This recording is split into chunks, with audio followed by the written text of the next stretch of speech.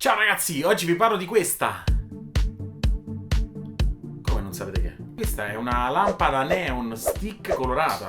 È una lampada che può essere usata sia in orizzontale che in verticale e che produce luce colorata a 360 gradi. È una lampada comodissima per chi fa video e non solo, visto che è molto leggera ed occupa pochissimo spazio. Inoltre è molto utile per colorare ambienti e volendo anche per girare scene tipo questa.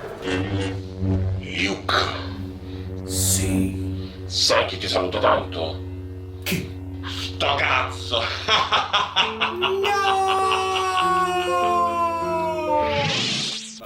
Trovare queste luci è una cosa difficilissima. Sono stato mesi a cercarle e ci sono solamente due scelte. O le cercate su internet affidandovi alla madonnina di Tindari e spendendo prezzi esorbitanti, oppure ve le dovete costruire da soli. Non sapete come fare? Ma è semplice, ve lo impara Francesco.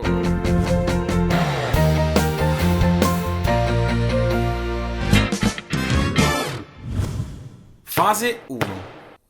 Per prima cosa dovete comprare un tubo di plastica colorato per i neon. Non è semplice trovarlo in commercio. Io l'ho comprato su questo sito e vi lascio il link in descrizione. Dopodiché abbiamo bisogno di due raccordi per scatole elettriche di diametro 32.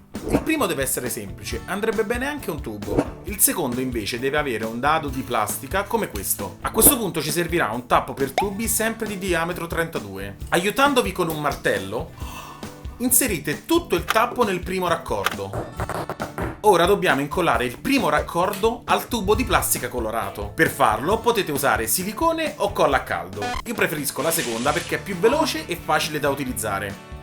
Prendete uno stuzzicadenti, spezzatelo ed utilizzatelo come spessore per tenere il tubo colorato fermo. Mettete un po' di colla e, quando questa sarà secca, togliete gli spessori. Aggiungete altra colla come se non ci fosse un domani e per un lavoro più pulito togliete la colla in eccesso. Passiamo ora al secondo raccordo. Svitate il dado di plastica, quindi spessori, colla, leva spessori, aggiungi colla. E il risultato sarà un tubo con un tappo ed una base. Fase 1 completata. Olè!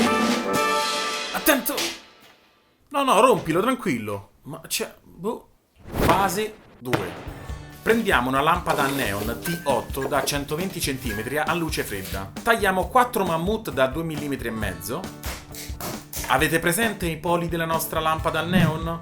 Bene, collegate ad ogni polo i mammut in questo modo. Prima quelli superiori e poi quelli inferiori. Comprate della piattina elettrica, che altro non è che una guaina contenente altri due cavi, uno di colore blu e l'altro marrone. Aprite la piattina tirando fuori i cavi al suo interno. Spellateli, collegate circa 140 cm di cavi ai mammut superiori della lampada e circa 20 cm di cavi ai mammut inferiori. Ovviamente il mammut sinistro superiore dovrà essere attaccato al cavo dello stesso colore del mammut sinistro inferiore e viceversa. Altrimenti...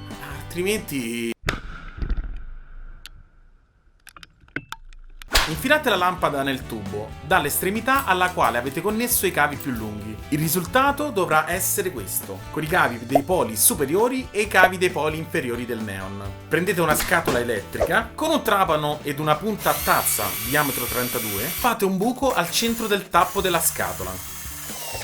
Svitatela. Nel buco appena fatto, infilate il tubo e fissatelo nel tappo della scatola utilizzando il dado di plastica. Questo è quello che dovete ottenere. Eppure questa è fatta. Fase 3. A questo punto vi servirà una plafoniera per neon, fatta più o meno così. Staccate la scatolina di alimentazione e poi smembratela, rompetela, insomma fate quello che volete purché ne tirate fuori questa seconda scatola che contiene la scheda del circuito e i poli superiori della plafoniera. Tagliate il cavo che alimenta i poli inferiori della plafoniera e vi ritroverete con un circuito a 3 connessioni. Una è la scatola di prima che alimenterà il circuito, una è il cavo che attaccherete ai poli superiori del neon e l'altra è il cavo che dovrete attaccare ai poli inferiori del neon. Ora dovete collegare la schedina ai poli del neon. Per fare questo avete due possibilità. Potete collegarli a dei mammut in questo modo, oppure saldarli direttamente alla scheda. Premesso, io non so saldare, quindi non mi uccidete per le saldature. Dalla scheda del circuito dissaldiamo i vecchi cavi rimpiazzandoli con quelli della lampada. Iniziamo con i poli superiori sostituendo il cavo bianco con quello blu e quello nero con quello marrone. Facciamo lo stesso per i poli inferiori. E tiè, guarda che robetta. Prendete un cavo di alimentazione con interruttore.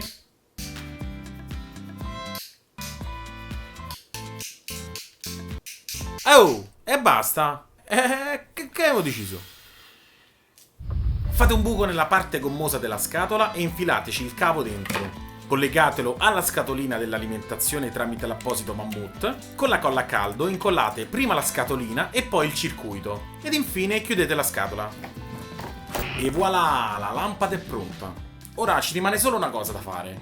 Vedere se funziona.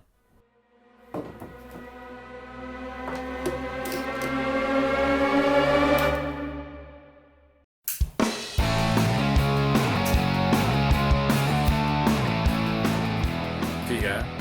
Bene, il tutorial è finito e questo è quanto abbiamo speso.